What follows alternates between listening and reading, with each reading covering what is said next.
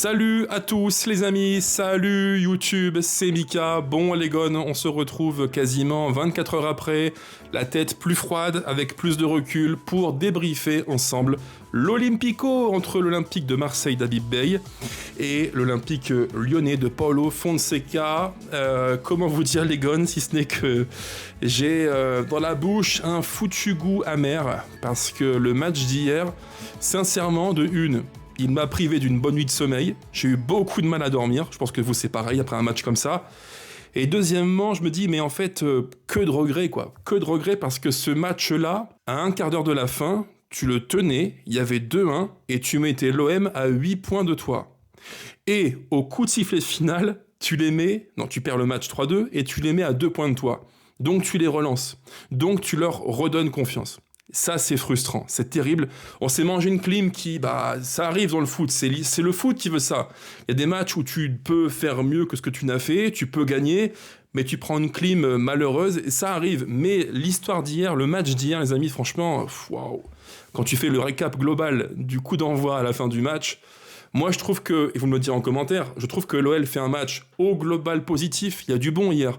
Mais alors, malheureusement, on a le don, alors en plus de l'arbitrage, un sketch, mais on a le don de se compliquer la tâche tout seul, c'est pas possible. Le foot, surtout maintenant, le foot d'aujourd'hui, quand tu fais à peu près tout bien, mais que tu n'es pas bon, ou pas efficace, ni devant, ni derrière, tu ne peux pas être étonné de prendre une punition. Et hier, la punition, elle tombe, la sanction tombe, l'OL perd, l'OL s'incline 3-2, quasiment sur le gong, et ça fait extrêmement mal. Tout ça, les gars, on va en reparler ensemble. Alors, il y a beaucoup à dire, pour le coup, beaucoup à dire. À mon avis, de format court, il n'y aura pas aujourd'hui, c'est quasiment sûr, c'est impossible. Et par avance, veuillez m'excuser, les gars, si jamais j'oublie dans le match un petit fait par-ci ou par-là. Il y a tellement d'éléments à dire en format court, précis et condensé que c'est quasiment impossible de tout dire. Malgré tout, je compte sur vous. Pensez au petit pouce là maintenant qui prend une demi-seconde, c'est gratuit, ça ne coûte rien les amis, et en plus ça aide à me consoler après un match terrible contre l'Olympique de Marseille. Pensez à me dire en commentaire vos différents points de vue sur le match, vos tops, vos flops, votre avis sur la prestation. Allez, je vais rester gentil, la prestation clownesque, cataclysmique de Tessman. Moi je commence vraiment à saturer, je n'en peux plus de sa lenteur gestuelle dans les mouvements, les passes, transmissions, c'est pas possible.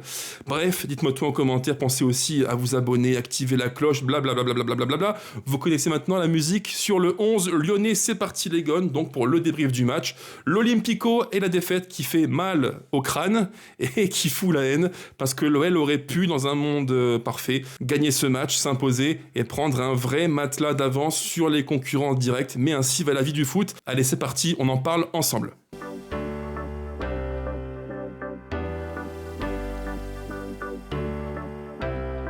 Alors avant de commencer les amis, petit point, non pas sur la compo, on s'en verra après, mais petit point sur le contexte du match. J'ai un coup de gueule à délivrer, parce que ce coup-ci les amis, trop c'est trop.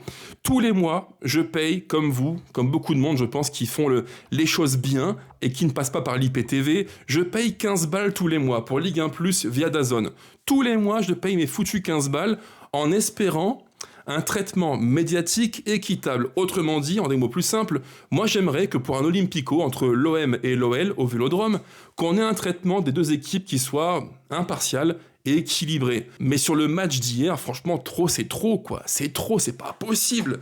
T'as un Olympico, ils te mettent aux commentaires l'ami Benoît Chéroux, déjà, ancien Marseillais, en bord terrain, Souleymane Diawara, ancien Marseillais, en plateau, Adil Rami, ancien Marseillais, et puis quoi encore? Il manquait plus que Nasri et Drogba, et on avait l'équipe complète. Faut arrêter, ça va 5 minutes, quoi. Et qu'on me dise pas qu'il n'y a pas de Lyonnais dans le monde médiatique autour du foot. Il y en a plein. Anciens joueurs, dirigeants, ou de la presse. Il y a tellement de gens qui aiment l'OL. Faut arrêter. C'est juste pas équitable. Et moi, je me dis que payer 15 balles pour ça, pour me croire sur OMTV ou lefossé1.fr, ça commence un peu à me gonfler. Bref, parenthèse, coup de gueule refermé. Passons maintenant au compo du match côté olympique lyonnais, le 4-3-1-2 de Fonseca. Une compo qui était logique parce que il y a tellement d'absences. Et ça aussi, il faut le dire, les gars, il y a tellement de joueurs qui manquent à l'appel et pas des moindres. Devant, on a un secteur offensif qui est décimé.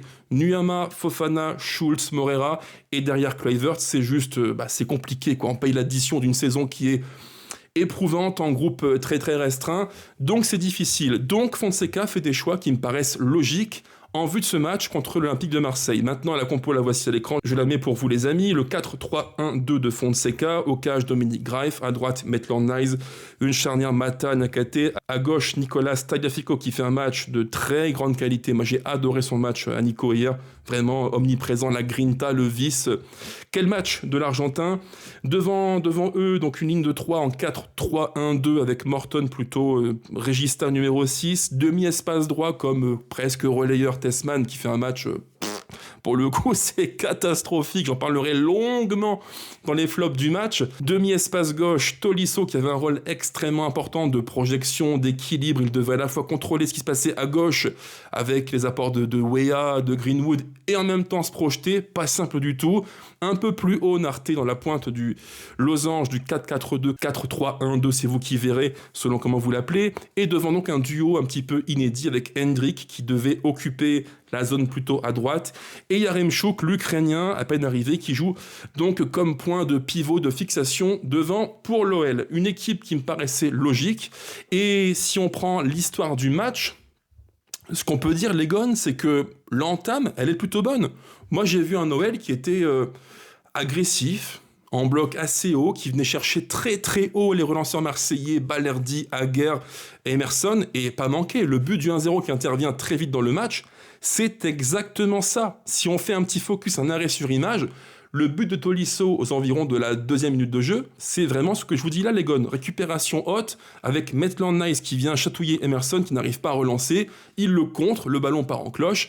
Hendrik en une touche pour, à la base, je pense, Yaremchuk, mais il trouve Tolisso qui se projette bien, frappe du gauche, clinique, but 1-0, c'est magnifique. Et ce qu'on a vu là, les Gones, c'est vraiment le mot d'ordre de l'OL sur l'entame de match. Entre le coup d'envoi et à peu près la 10e minute de jeu, on voit un OL qui est relativement haut, agressif. Franchement, l'entame de match, elle est extrêmement positive. Un OL qui est conquérant et qui applique des ingrédients qui ont tellement manqué à la Méno le week-end dernier. Là, on voit un OL qui a de l'ambition, qui met de l'intensité, du rythme et de l'agressivité. Fonseca l'avait dit en avant-match, c'était vraiment l'axe numéro 1 sur lequel il fallait insister, l'agressivité. Parfois, il y a des matchs de foot qui se jouent sur des domaines bien plus larges que le seul ballon rond, le caractère, l'aspect psychologique et surtout la motivation, l'agressivité. Le problème, c'est que l'OL dans la foulée subit un peu plus, recule, mais c'est normal. C'est un match, c'est un Olympico, c'est un gros match, tension, motivation. Les Marseillais voulaient faire bien, prendre des points, non pas un point, prendre des points. Parce qu'au classement, avec Rennes qui revient, avec Lille qui revient aussi, c'est compliqué. Ils voulaient prendre des points et se relancer contre nous, faire un gros coup, le coup de l'Olympico, et ça a marché pour eux d'ailleurs, mais c'était un petit peu leur motivation. Donc je dirais qu'entre la 10e et à peu près la 27e minute de jeu, c'est pas étonnant de voir un OL qui recule beaucoup, qui subit, mais un peu trop à mon goût. Et moi, ce que je n'ai pas aimé, c'est qu'après le 1-0, on se dit que l'OL doit un peu mieux gérer, maîtriser le tempo du match et instaurer des foutus temps de possession. On prend le ballon, gèle-le, calme les débats, et ça ira bien. Mais le problème, encore une fois, c'est que l'OL, même à 1-0, même dans une histoire de match qui, logiquement, doit nous sourire, ne parvient pas à calmer les débats. Et là, c'est la furie marseillaise, dans un vélodrome en feu, belle ambiance, beau stade, machin, la pression, l'enjeu, et on subit, et on recule. Et il y a une stat, moi, que j'ai relevée sur mon petit calepin à la demi-heure de jeu, les amis, écoutez bien, après 30 minutes de jeu, Marseille avait tiré 10 fois au cage de Dominique Greif. 10 tirs en 30 minutes. C'est juste pas possible. C'est jouer avec le feu de trop longtemps, en fait. Et malheureusement, c'est un petit peu ce qui se passe entre la 10e et la demi-heure de jeu. Un OL qui recule un peu trop. Alors, il n'y a pas non plus d'occasion extrêmement nette et dangereuse pour les Marseillais, mais on recule, on subit, et après tout, si on est, 100% objectif, malgré le temps faible qui dure quasiment 15-20 minutes, malgré le Mistral violent mais pas gagnant comme dirait Renaud que l'on prend dans la tronche, malgré ça, l'OL résiste et tel le roseau, comme dirait mon ami sur YouTube, on plie mais on ne rompt pas. Et ça c'est positif. Ce qui fait que la suite de la mi-temps, c'est un petit peu ce que je vous dis là. Alors on a un temps faible, vraiment faible, on recule beaucoup, après c'est un peu mieux, et le pire les Gones, le pire c'est qu'en transition, l'OL peut tuer le match. C'est ça moi qui me met des regrets terribles. Je pense sincèrement que hier soir, un OL au complet, avec Fofana, Nuama, Morera, Pavel Schulz, cet OL-là au complet tue l'Olympique de Marseille. J'en suis intimement convaincu, et vraiment je le dis, l'OM fait un bon match hier. mais un OL au complet tue cet OM-là. J'en suis persuadé, parce qu'en fait, en transition, il y avait la place. Il y avait des espaces assez conséquents. On l'a vu, les quelques fois où on touche Hendrick dans l'espace, ça fait mal. Les quelques fois où Tolisso en fait autant, où il va, par une course verticale, attaquer l'espace, on fait mal aussi. On doit tuer le match. Donc à la mi-temps, retour au vestiaire sur le score de 1-0 sous les sifflets du Vélodrome. On se dit que le match se goupille plutôt bien pour nous. L'OL a fait une belle entame de match, agressivité, bloc haut, un but qui vient très vite et qui nous place sur les bons rails. Dans la foulée, un temps faible, on recule beaucoup, on subit beaucoup trop de tirs. Il n'y a pas de grosses occasions nettes pour les Marseillais, c'est vrai, mais malgré tout des situations qui font que on est un petit peu chaud. Dans la foulée, l'OL aurait pu aussi, il faut le dire, breaker avec Hendrick, une percée individuelle aux environs du quart d'heure de jeu. Enfin bref, l'OL a eu les cartouches pour breaker le match, mais l'OL n'a pas tué le match. Et quand tu laisses vivant l'adversaire, en plus l'OM au Vélodrome, tu n'es pas à l'abri que le match change d'histoire. C'est comme ça.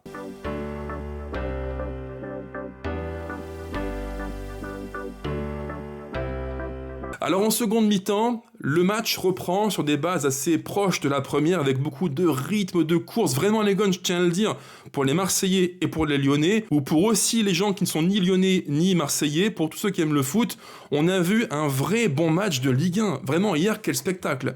Les courses, le rythme, intensité, projection, dépassement de fonction, générosité, le combat, les duels. Waouh! Franchement, c'est une pub extraordinaire pour la Ligue 1. Cet Olympico, en termes de dimension physique et intensité, c'était juste vraiment chouette. Le problème, c'est qu'en seconde mi-temps, l'OM revient avec l'envie toujours, et c'est normal, on est chez eux, il leur faut des points, de nous faire mal, d'être agressif, mais je trouve que, et c'est la grande distinction entre ce quart d'heure temps faible en première mi-temps et l'entame de la seconde mi-temps, je trouve que l'OL a nettement mieux géré l'aspect défensif. Parce que oui, globalement, si on fait un petit check-up sur la seconde mi-temps, on peut dire que oui, au global, l'OM a plutôt contrôlé techniquement par la possession. Mais leur possession était relativement stérile. Il n'y a pas eu non plus 10 000 occasions pour eux, à part les buts qu'ils nous mettent. Alors oui, 3 buts, c'est vrai, c'est quand même pas rien.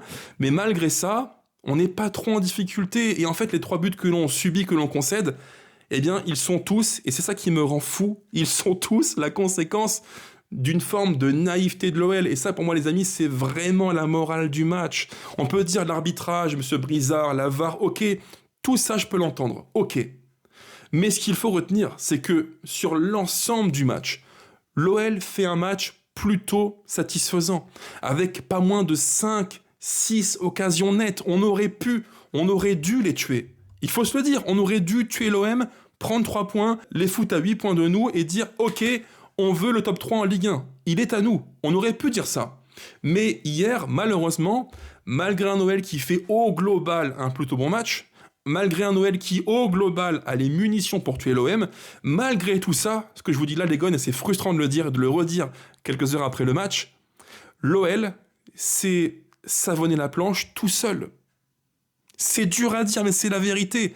Malgré l'arbitrage, malgré tout ce que vous voulez, l'OL s'est compliqué la tâche tout seul. Parce que devant, pas assez clinique, et derrière, pas assez efficace. Si on prend les 3 buts de Marseille hier soir, c'est 3 fois le même type de problème. 3 fois où on est attentiste, laxiste, on recule trop et on perd des duels défensifs. Ça, les amis, si on avait la stat, je ne l'ai pas en tête, mais si on l'avait, la stat des duels défensifs perdus par notre équipe hier soir, à mon avis, on serait surpris et pas en bien. Prenez les buts de l'OM, si on fait un petit arrêt sur image, le but de Peixao, c'est quoi? Côté gauche, il n'y a pas de grand danger, il est en 1 contre 2, Maitland-Niles plus, je crois, Tessman, qui est en position plus reculée, d'ailleurs pourquoi, on ne sait pas. Et qu'est-ce qu'on fait? On attend. On attend, on laisse avancer, on recule, on attend, qu'est-ce qu'il fait Peixao? C'est l'un de ses gros points forts, il prend le ballon, il avance, il frappe. Et là, Grice, il est trop court, je dirais même d'ailleurs beaucoup trop court sur l'action, ce qui prouve qu'il n'est pas non plus totalement irréprochable, mais sur le but de Peixao, on est totalement fautif, on le laisse tirer. À ce niveau-là, les amis, quand tu es en bloc bas, que tu dis à Peixao, vas-y, rentre, frappe, tu prends le risque de prendre un but qui vient de l'espace. C'est comme ça. Et le but de Peixao, c'est un joli but, c'est vrai, mais surtout, c'est la faute de l'OL, c'est la faute de nos joueurs qui ont trop reculé et qui, dans les duels défensifs, ont été mangés. Hier, le match de Maitland-Niles, défensivement, Traoré, il l'a bouffé, Peshao, il l'a mis au supplice, il le tenait par la laisse. Tessman dans le cœur du jeu, c'est un supplice. Tous les duels défensifs perdus, la mise sous pression, et il n'arrive même pas à être plus dur dans les duels défensifs. Tout ça, c'est des points qui font que l'OL prend des pions bêtement, quoi. Parce qu'on est naïf, on est laxiste, on laisse trop faire, malheureusement. Et en plus de ça, alors là c'est terrible, c'est la parenthèse arbitrage, mais moi je veux bien, mais faut qu'on m'explique. On met le 2-0, on le met. Tolisso met le 2-0, un but qui, pour moi, et vous me le direz en commentaire les gones, un but qui est totalement, injustement refusé. Comment c'est possible? Et là, c'est mon second coup de gueule. Moi, ça me gonfle. Il y en a marre de la VAR, en fait, et des arbitres qui pensent avoir la vérité absolue sur une image qui est prise à 100 mètres, qui est pixelisée, qui en plus est arrêtée quand ils le veulent et où ils veulent. Ça ne veut rien dire. Moi, je ne demande qu'à comprendre. Mais hier, il faut que M. Brizard m'explique pourquoi, et la VAR aussi, pourquoi on refuse ce but à Tolisso. Alors oui, il y a un arrêt sur image que Ligue 1 Plus nous montre. Oui, effectivement, on voit que ça se joue à un poil de cul, à une rotule, et il y a hors-jeu. Ok, très bien. Mais l'image, elle est méga pixelisée. Et en plus, la VAR, qui n'est pas en soi un mauvais outil, mais la VAR, elle a un problème, je dirais, d'origine. Un vrai gros problème. C'est que les images, le moniteur VAR, il peut exactement arrêter là où il veut l'image. Qu'est-ce qui distingue quand tu es aussi loin de l'action, malgré des caméras, 4K, tout ce qu'on veut? Qu'est-ce qui te permet de croire que l'image est arrêtée au bon moment? Si vraiment on se veut factuel et le plus précis possible, au révélateur, image à l'appui les gones, qu'on nous montre sur Ligue 1+, on voit que le ballon commence en effet à quitter les pieds d'Hendrick. Très bien. Donc là, il y a hors-jeu, apparemment, pour quasiment rien.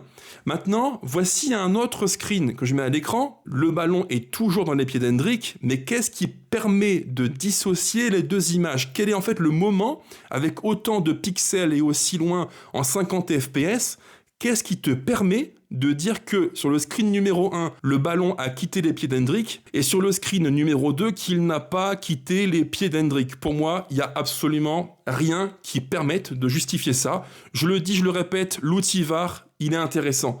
Mais l'utilisation qu'on en fait, elle est stupide. C'est un sketch, c'est juste, vraiment, c'est une blague, une vaste blague qui coûte en plus des millions chaque année pour les clubs français en Ligue 1, pour au final un résultat qui crée encore plus de sentiments d'injustice et de frustration. Le 2-0, pour moi, il aurait dû être validé parce qu'il n'y a aucun élément qui permette vraiment de voir à l'image si oui ou non il y a hors-jeu. Et je comprends totalement ce que dit le coach Fonseca. Il l'a bien fait comprendre en conférence de presse, le coach Fonseca. Il a dit « Si je parle, je vais encore prendre une sanction. » Alors coach, je parle pour vous. C'est juste pas possible qu'en France, avec autant d'outils, la VAR et tout ce qui va avec, les équipements arbitraux, c'est pas possible que l'arbitrage influence à ce point-là l'histoire d'un match. Donc, un partout entre l'OM et l'OL, et là je me dis, je pense que vous c'est pareil les gones, que ça va être extrêmement difficile, dans mon canapé tranquillement installé, parce que l'OM au Vélodrome veut prendre des points, nous faire mal, remonter, bref, ça va être difficile, mais malgré ça, et c'est en ça que ça me frustre tellement, ça me met le mal de crâne, malgré ça,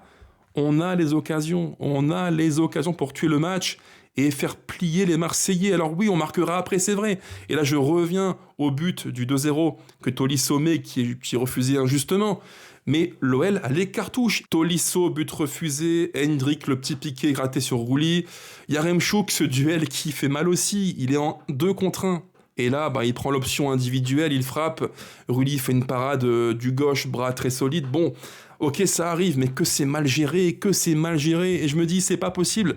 On va le payer cher. Alors heureusement, Yaremchuk sort, il fait un plutôt bon match en pivot dans son registre préférentiel.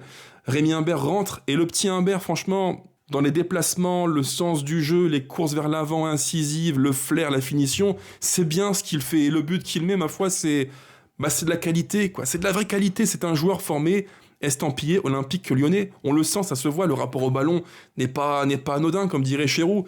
C'est fin techniquement, ça bouge bien, ça sent les bons coups, c'est intelligent. Franchement, bravo Rémi, quoi. Chapeau, respect, c'est très bien ce que tu as fait, belle entrée. Et il met l'OL sur les bons rails à nouveau, 2-1. Et là, je me dis, vous c'est pareil, j'imagine les amis, on se dit, voilà, il y a 2-1, le pire est derrière nous, maintenant il faut contrôler le match. Maîtrisez-moi le tempo du match, instaurez-moi par pitié un foutu temps de possession. Eh ben non. Et ça vraiment les gones, c'est le point qui me gonfle le plus sur le match, même si au global c'est positif. À chaque fois qu'on a mené au score, à chaque fois, on pensait avoir un temps de possession, un temps de sérénité, mais en fait, il ne s'est jamais produit de temps de possession tranquille, calme, serein. Jamais, absolument jamais. Et c'est ce qui fait qu'en fait, même à 1-0, même à 2-1, on n'est jamais tranquille. On n'est jamais tranquille. Et ça, c'est pas possible.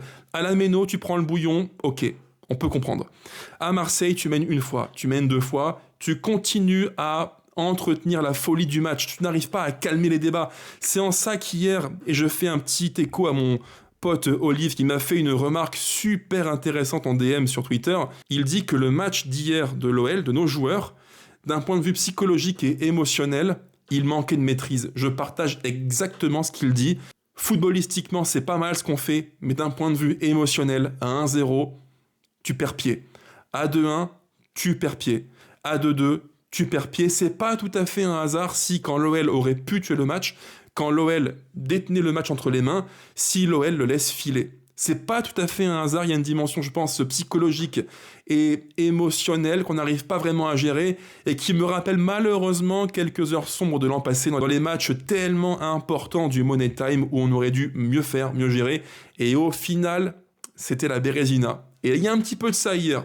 Un match qu'on aurait pu gagner, mais un match qu'on ne gère pas très bien d'un point de vue émotionnel et psychologique. Point de vue super intéressant d'Olive que je voulais vous relayer les amis. Et malheureusement, dans le folklore marseillais, le stade, l'ambiance volcanique, ça coûte cher. Ça coûte extrêmement cher et le pire est à venir. 2-2, il reste peu de temps à jouer, on est en toute fin de match. Et là, malheureusement, c'est le drame, c'est le 3-2 pour l'OM.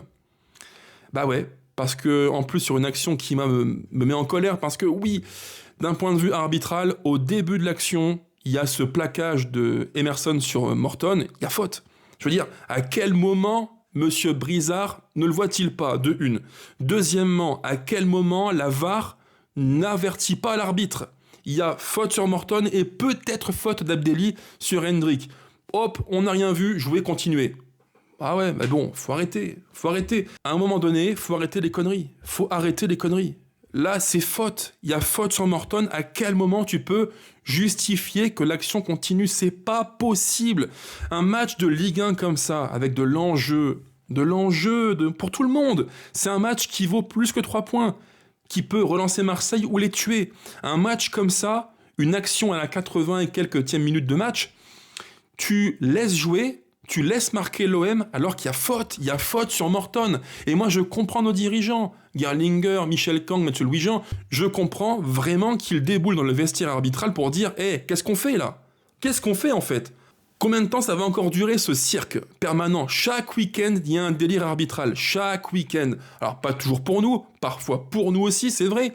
Mais il y a tout le temps un délire arbitral. C'est pas possible. C'est un sketch. L'arbitrage français, et c'est rare que je le dise, est d'une nullité affligeante. C'est mauvais, ça ne comprend pas le jeu, ça ne respire pas le foot, ça va à l'encontre du jeu. Hier, le 3-2 pour l'OM, logiquement, dans un monde normal, dans un stade qui est arbitré normalement, j'ai envie de dire, le but est refusé pour faute sur Morton. Et qu'on ne me dise pas, Mika, tu es complotiste, mauvais joueur. Non, il y a faute, point barre, arrêtez les conneries. Si hier, les Marseillais prennent ce but-là, en toute fin de match, croyez-moi, ils pètent les plombs et le Vélodrome explose. Donc voilà, défaite de l'OL 3-2, c'est cruel, ça fout les boules et la haine, mais c'est comme ça, et je pense qu'on ne peut s'en prendre qu'à nous-mêmes. L'arbitrage, c'est un fait, la VAR, c'est un fait aussi.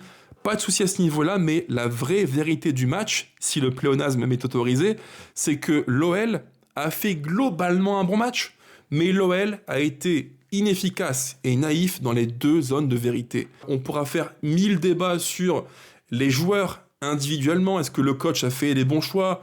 Tout ça, je peux l'entendre, pas de souci. Maitland-Niles finit sur les rotules, Tessman fait un match affreux, Fonseca aurait-il pu les sortir plus tôt? Peut-être que oui. Mais vraiment les gones, j'insiste là-dessus, la vraie morale de l'histoire, c'est que le match nous tendait les bras à 2 reprises, 1-0 et 2-1, et à un quart d'heure de la fin, l'OL comptait 8 points d'avance sur l'OM. C'est nous qui sommes fautifs, c'est nous, les joueurs. l'équipe. Et au classement, malheureusement, les écarts se resserrent avec Rennes qui gagne, Lille qui en fait autant, l'OM qui nous bat. On n'a plus que 2 points d'avance sur les Marseillais et 5, je crois, sur Lille et Rennes. Bon, ça se resserre, c'est comme ça. Je l'avais dit en avant-match, c'est un match qui allait être compliqué parce que d'un point de vue mathématique, tu pouvais soit les mettre à distance, les tuer, soit les faire se rapprocher et les relancer. Tu les relances, malheureusement, et tu ne relances pas que les Marseillais, tu relances tout le monde, les Rennais, les Lillois, donc c'est pas un bon week-end pour nous, c'est sûr. Et maintenant, ce qu'il faut espérer, c'est que l'on se reprenne très vite. On a un match qui est important en coupe contre Lens, très compliqué. Strasbourg, Marseille, Lens, ça court, c'est intense, c'est puissant, c'est physique, donc pas facile pour nous. Quel sera l'état physique de l'OL, j'en sais rien. Là encore, il y a un gros point d'interrogation. Mais ce qui est sûr, c'est que le week-end prochain contre le PFC, c'est victoire obligatoire.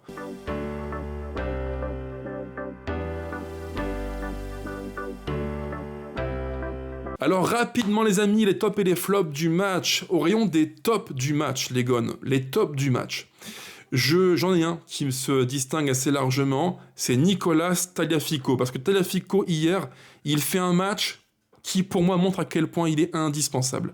D'un point de vue leadership, mentalité, grinta, le vice, le côté, là encore comme Barco à Strasbourg, le côté typiquement argentin, un peu garce, qui va te parler à l'oreille, t'agacer, se rouler par terre. C'est tellement important. Au début du match, quand l'OL souffrait un petit peu, le nombre de fois où il s'est roulé par terre pour gagner un peu de temps et temporiser, c'est tellement important. D'un point de vue foot, il est techniquement un bon joueur. D'un point de vue tactique, il est malléable. Latéral gauche, numéro 6, il se projette. Il peut finir une action sur une tête comme ça plongeante. C'est un joueur qui est déterminant et sur lequel Fonseca a bien raison de s'appuyer. Maintenant, au rayon des flops du match, mon flop numéro 2, pas le premier, le numéro 2, c'est Maitland Niles qui a mangé la poussière avec Traoré et Peixao, qu'il a pris par la laisse et qu'il a tiré de haut en bas. C'était vraiment une souffrance pour lui. Et ça faisait un petit peu de la peine à voir. Dans le dos, dans l'accélération, dans l'un contre un, quel match compliqué pour lui. Vraiment, il a été mis au pilori par Peixao. Mais mon vrai flop du match, les gars, mon vrai flop du match, outre l'arbitrage qui a été encore une fois un sketch, mon vrai flop du match, c'est Tessman. Oh là là là là, Tessman. Oh là là, Tessman, j'en peux plus. En vrai, j'en peux plus, les gars. Je suis au bout de ma vie. Quand je vois ce qu'il fait sur un terrain, la lenteur, c'est lent. Les gars, je fais 1,92 et je pèse 110 kilos à peu près, sans la taxe, sans la TVA. Mais avec mon gabarit de gros lourdeau, je suis sûr que je suis plus mobile que lui. J'ai 35 piges, 110 kilos, 1,92, je cours plus vite que lui. Je suis plus réactif que lui. Et c'est un éléphant, Tessman. C'est un éléphant. Il est lent, il est lourd. Déplacement, c'est lourd, c'est laborieux. Transmission, c'est lent, c'est laborieux. Je veux dire, le match d'hier, mais quelle souffrance. On n'en peut plus, quoi. On n'en peut plus. Fonseca, si tu m'entends, fais-moi reculer Narté comme relayeur et tu mets qui tu veux devant, mais Tessman sur le banc. Sur le banc, il s'est fait manger tout cru à Strasbourg dans le rythme intensité. Il se fait rebouffer, rebecter à l'OM dans le rythme intensité. C'est pas possible, quoi. C'est juste pas possible. Ça en devient vraiment pénalisant, handicapant. Tellement il est lent, il est lourd. Il a une mobilité physique, une mécanique physique d'un gars de 45 ans. C'est pas possible. Tous les ballons qu'il perd hier, c'est pénalisant. T'es sous pression, t'es en bloc bas, tu veux sortir plus haut ton bloc, à chaque possession de balle, transmission, perte de ballon. À chaque mise sous pression, perte de ballon. C'est pas possible, c'est trop pénalisant. Il te faut, quand tu es à 1-0, à 2-1, il te faut du calme, de la sérénité. Il te faut Narté qui garde le ballon, qui temporise, qui est fluide dans les petits espaces gauche-droite. Il te faut des mecs comme ça qui sont agiles, qui sont bons techniquement, mais lui, il est tellement raide. Et en plus, l'occasion qu'il rate, les gars, franchement, l'occasion qu'il rate. Moi, je veux bien, mais j'ai un gamin de 4 ans. Mon petit garçon, Louis, comment je vais dire à mon fils de 4 ans que Tessman rate ça devant les cages et que ça finit en passe pour Roulis? Franchement, je sais pas, moi, c'est un mystère. Peut-être que je suis trop dur avec lui, vous me le direz en commentaire, mais franchement, le match qu'il fait, c'est juste pas possible. Et je pense qu'il est quand même grand temps qu'il aille faire un petit tour sur le banc. Voilà, en gros, les gars, tout ce que je voulais vous dire. Et une défaite qui fait mal au crâne, c'est comme ça, c'est le foot qui veut ça. L'OL a fait un match plutôt cohérent, positif, mais l'OL a été puni par sa naïveté offensive, défensive, et l'OL malheureusement relance ses concurrents directs pour les places en LDC. Ciao ciao les gars, portez-vous bien, en espérant des jours meilleurs d'ici jeudi en Coupe de France contre Lens de Pierre Sage. Ciao ciao, allez l'OL plus que jamais, salut.